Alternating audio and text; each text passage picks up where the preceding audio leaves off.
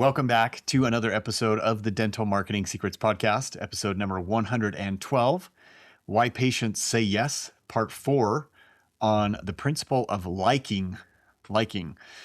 And patients, so what we're talking about today is patients don't always choose the most skilled dentist.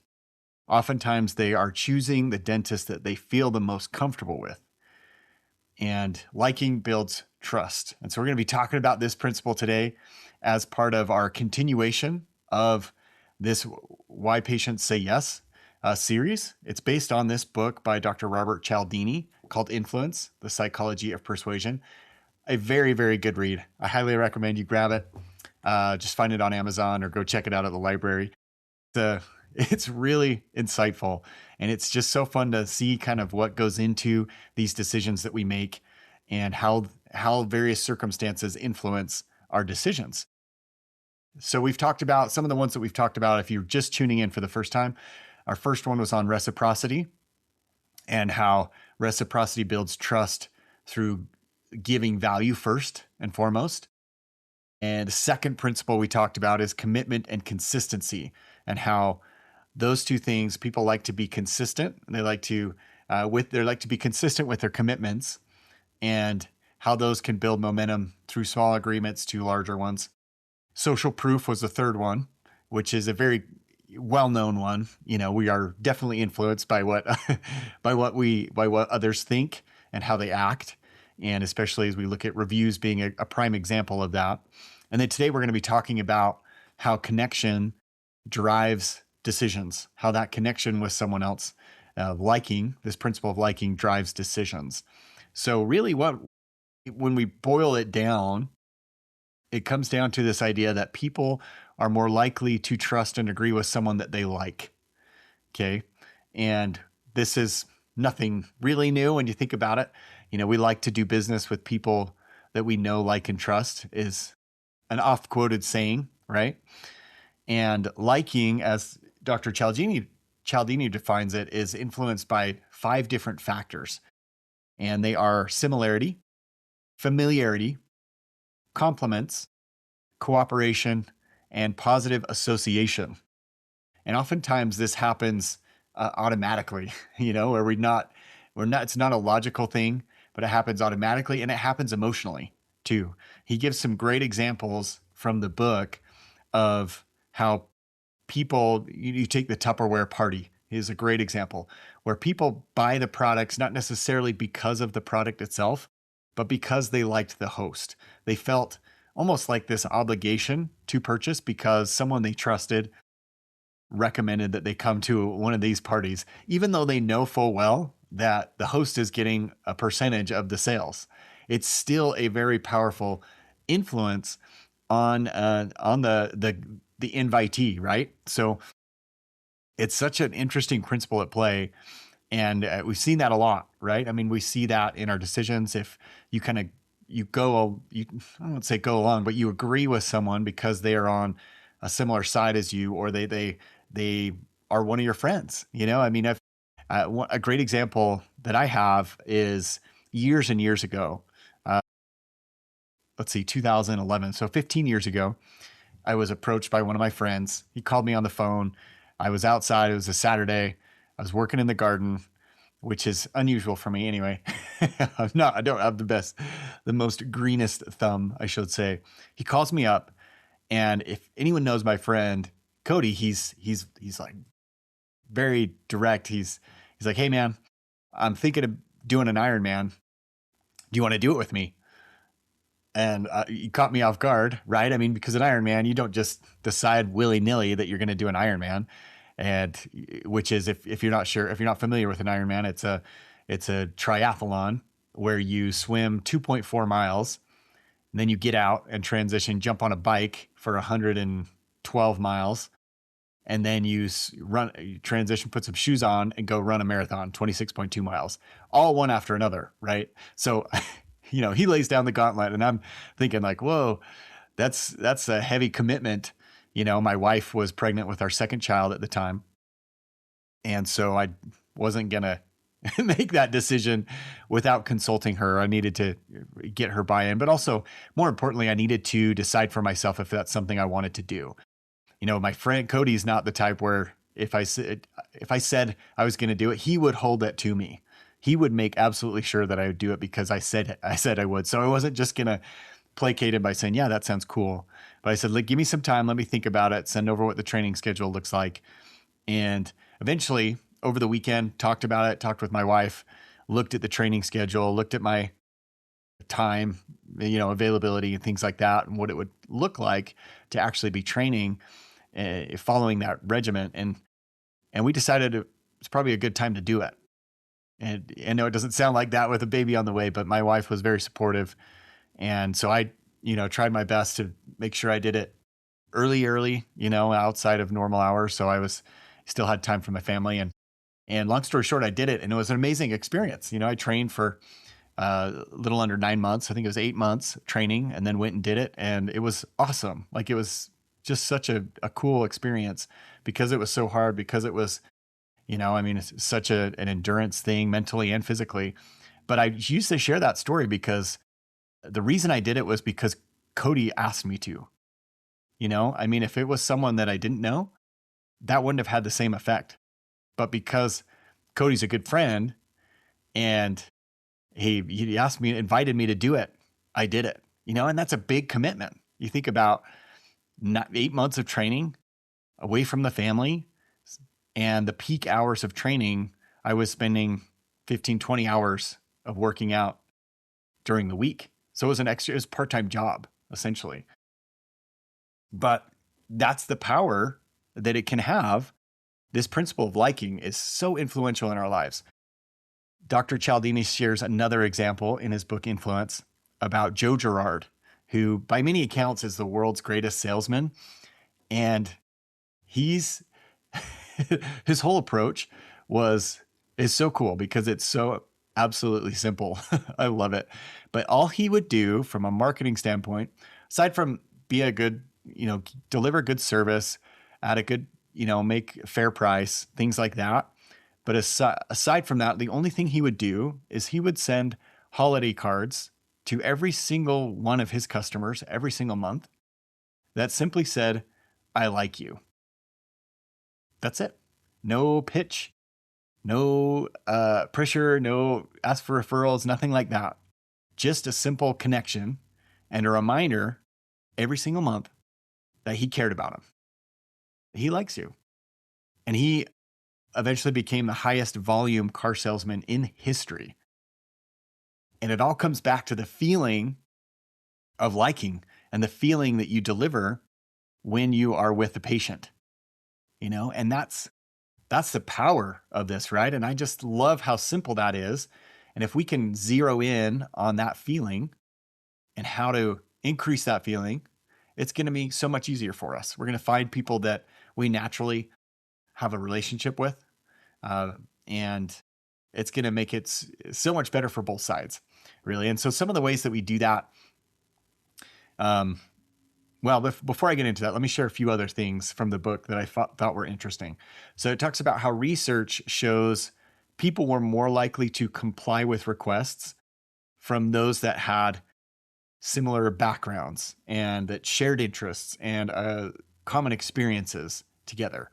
All those similarities mattered because they automatically saw them as one of them. And it's interesting how important that is nowadays, especially in the dental context where there's just a dentist on every corner. And really the patients can choose, unless you're in, a maybe more rural area, you have sometimes dozens of options, all within a 15, 20-minute drive. And so it does come down to that, the relationship that you can build. And I've talked about this before on earlier podcasts. I talked about it with the videos, talked about it with personality, but sharing who you are, it gives you that advantage because now people can read your website before they even come in. They can read about you. And in my case, they could read, oh, he loves to skateboard and snowboard, and he's a father to all girls. He's got 4 daughters. Man, and he loves the outdoors. He's a reader. He loves to cook. And people are looking for those similarities. They're not consciously thinking, oh, how is this person like me? But they are subconsciously doing that. They're looking for ways to categorize someone so that it makes it easier for them to remember. That's just how our brain operates. And when they can find those shared experiences or those shared interests, it makes it so much easier. Like, oh, I like that guy.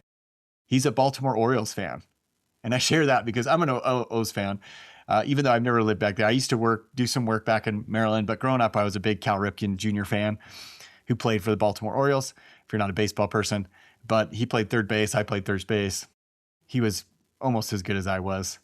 Just kidding. No, but he was just a classy guy, amazing player. The Iron Man is what they called him because he played so many consecutive games. But I bring this example up because I remember about 2 years ago, maybe 2.5 years ago, I took my daughter and a few of her friends down to California to go to a concert, to see Coldplay, and down in San Diego.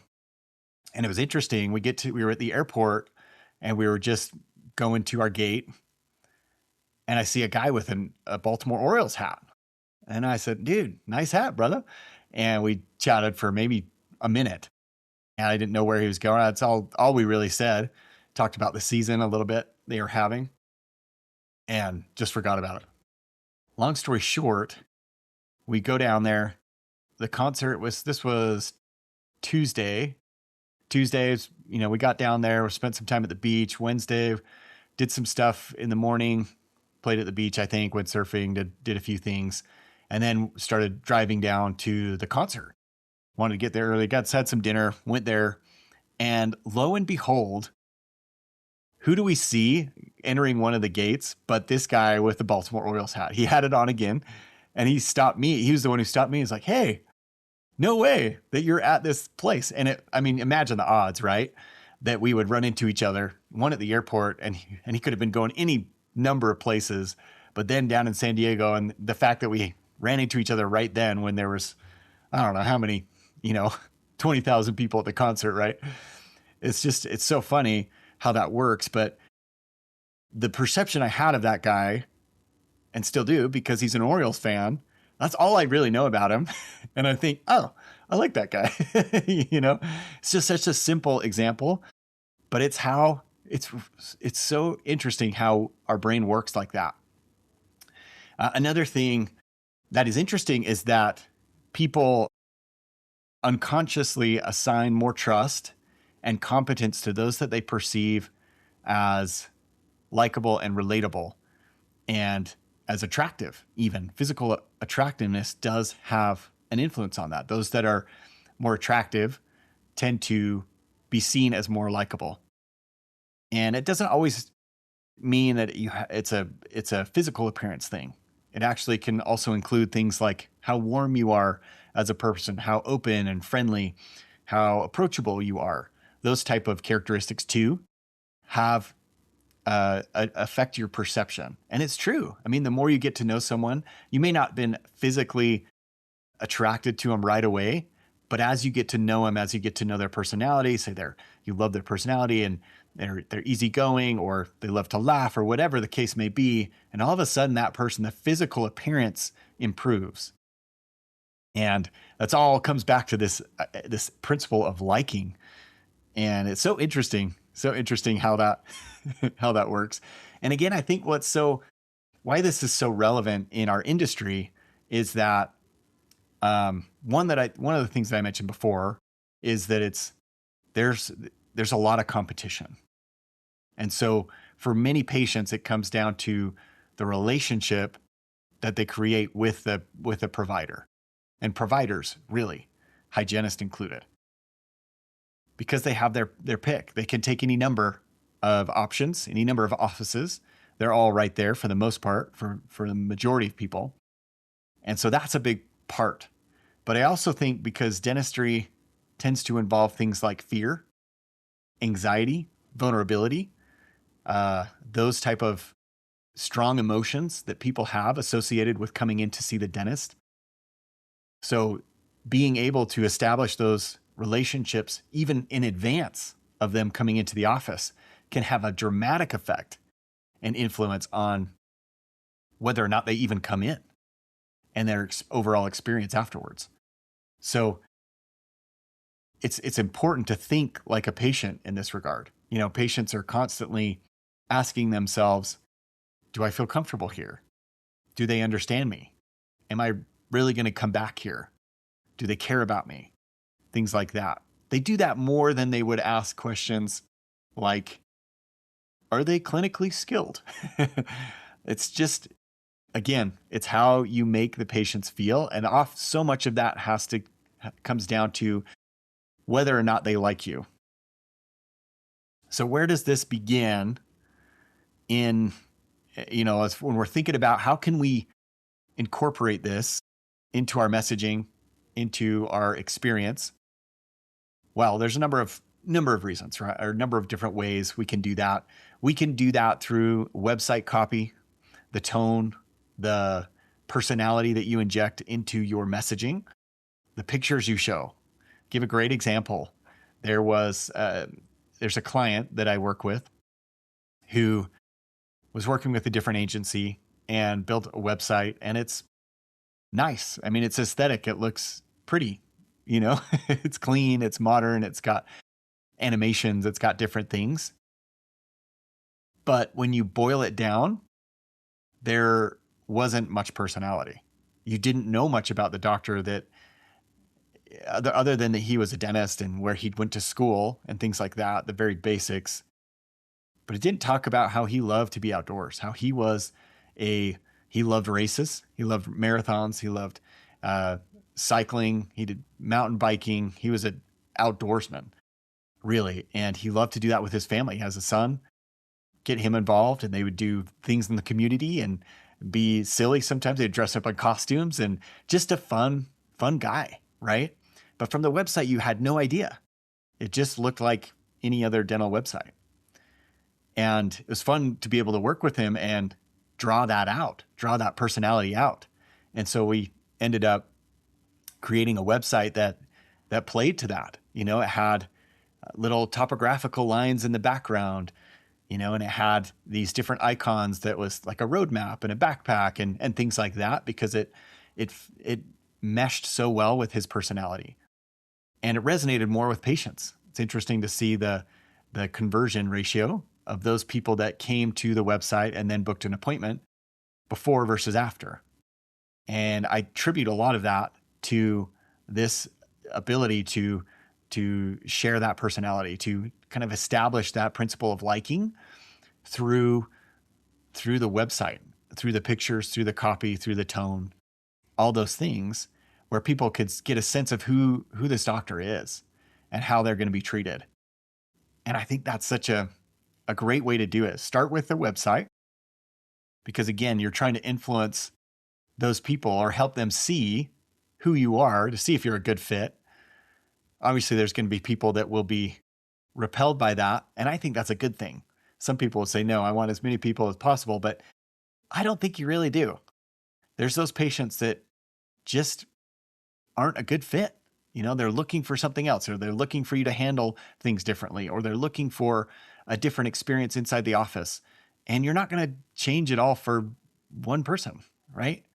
I mean, you're personalizing things, but they're constantly looking for something different.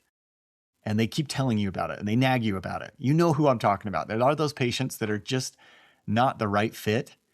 And those aren't the ones you want to appease to. You want to, ideally, in my opinion, you want to repel those, because it's too much of a headache to try and deal with them.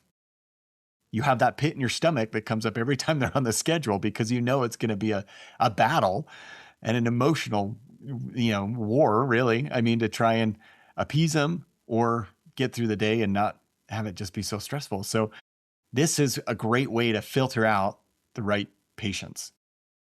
You can also do this looking at different ways to do this as you go through the office, as you kind of break down that patient experience. What are some ways that you can inject personality? What are some ways that you can share about your personal interests? What makes you tick? Some of your experiences, some of your family. And a lot of offices do this in conversation. They talk about family, and I think that's great. But I would encourage them to make it part of their process, and just share interests, and do the same with your patients. Try and get to know them, build that common ground, and they're going to be they're going to perceive you much differently when you take the time to do that. So those are the things that I would recommend, is really looking at the website, how you work with patients throughout their appointment, how you follow up with people, even taking notes about what patients might say that they're into, their interests. Some people think that's going too far, that's creepy, but the way I see it is you are centered on that relationship. If that's what we claim to be doing, right? That we're claiming to have personalized treatment for everyone, that we focus solely on the patient. This is a great way to do that, is to remember who they are and what they've told you, and not just ask them the same questions over and over again. That doesn't sound very caring to me. It doesn't sound like you paid much attention to me if I'm the patient and you keep asking me the same question each time. But those that remember, take the time to remember, and whether you use notes or not, I don't care. You took the time to remember that, and that goes a long way with me. And I think it does with a lot of patients. So try and inject some personality into your marketing. Share about your interests, again, about things where people can find common ground. Look at your tone, look at the way you approach things, and see what areas you can improve in. Website is a great place to start. Just pick one page. Homepage is a great one because it's the most visited page. The About page is another, typically the second most visited page on the website. Spend some time reviewing that and looking at ways that you can share more of who you are outside the office. And that's going to go a long way with people. They're going to see you as someone that's more similar to them.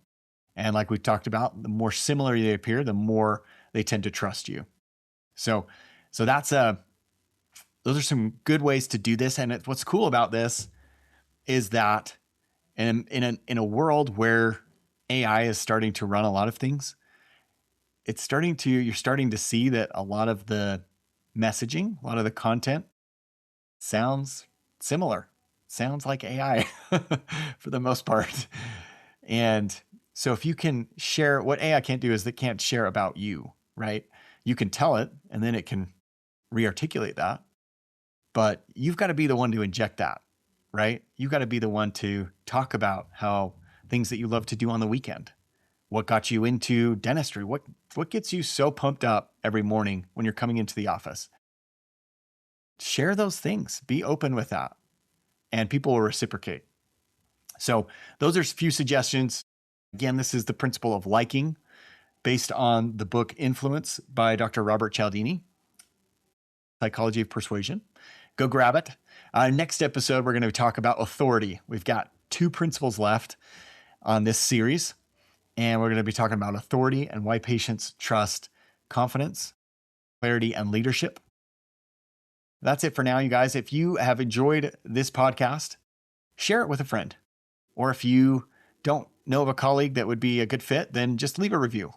Either of those would just tickle me pink. That would be amazing and be such a help for me. So until next time, my friends, have a good day.